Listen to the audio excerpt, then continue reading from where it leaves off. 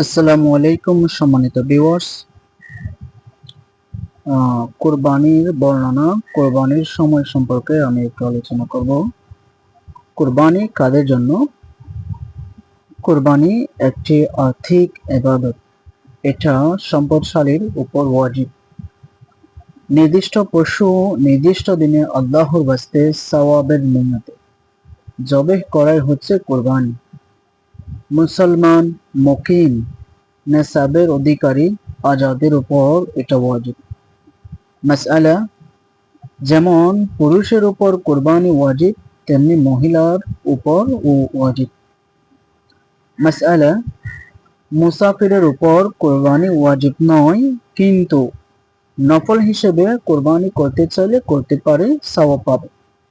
মাসআলা, নেসাবের অধিকারী হওয়া বলতে ততটুকু সম্পদ হওয়া বোঝায় যতটুকু সম্পদ হলে সাদকায়ে ফিতর ওয়াজিব হয়, অর্থাৎ মূল ব্যবহারিক সামগ্রী ব্যতীত 200 দিরহামের বা রৌপ্য হলে 52.5 তোলা রৌপ্য কিংবা স্বর্ণ হলে 7.5 তোলা স্বর্ণ এর মালিক হওয়া। মাসালা, যে ব্যক্তি 200 দিরহাম বা 20 দিনারের মালিক বা মূল ব্যবহারিক সামগ্রী ব্যতীত এমন কোনো জিনিসের মালিক হয় যার মূল্য 200 দিরহাম, তাহলে সে ধনী হিসেবে বিবেচিত হবে, তার উপর কুরবানি ওয়াজিব।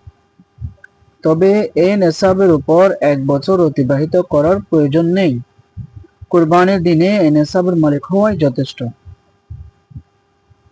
বলছি কুরবানির সময় 10ই জিলহজের সুবহে সাদিক থেকে 12ই তারিখের সূর্যাস্ত পর্যন্ত, অর্থাৎ 3 দিন 2 রাত কুরবানির সময়।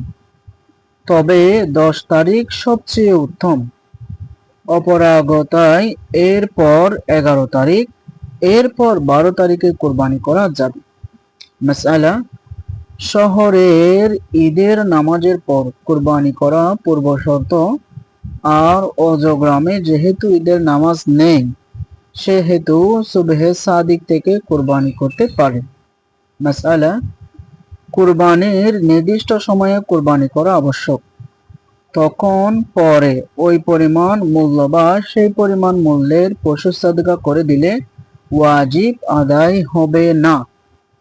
মাসআলা, কুরবানির দিনগুলো অতিবাহিত হওয়ার পর কুরবানি বাদ পড়ে গেল, এখন আর কুরবানি হবে না।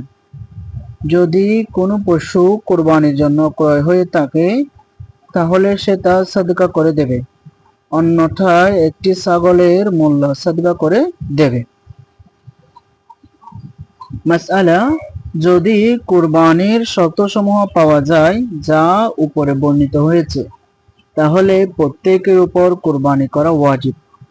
একটি ছাগল বা ভেড়া কুরবানি একজনের জন্য যথেষ্ট, আর একটি উট, গরু বা মহিষের মধ্যে 7 জন শরীক হতে পারে।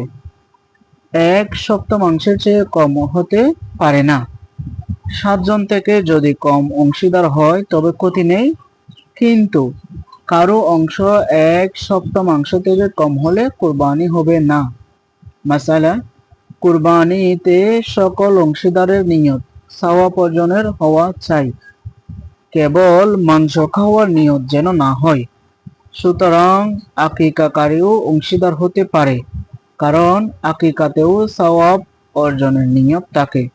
সাদাকাল্লাহুল আযীম ওয়া সাদাকা রাসূলুহুন নবিয়্যুল হাবিবুল কারীম।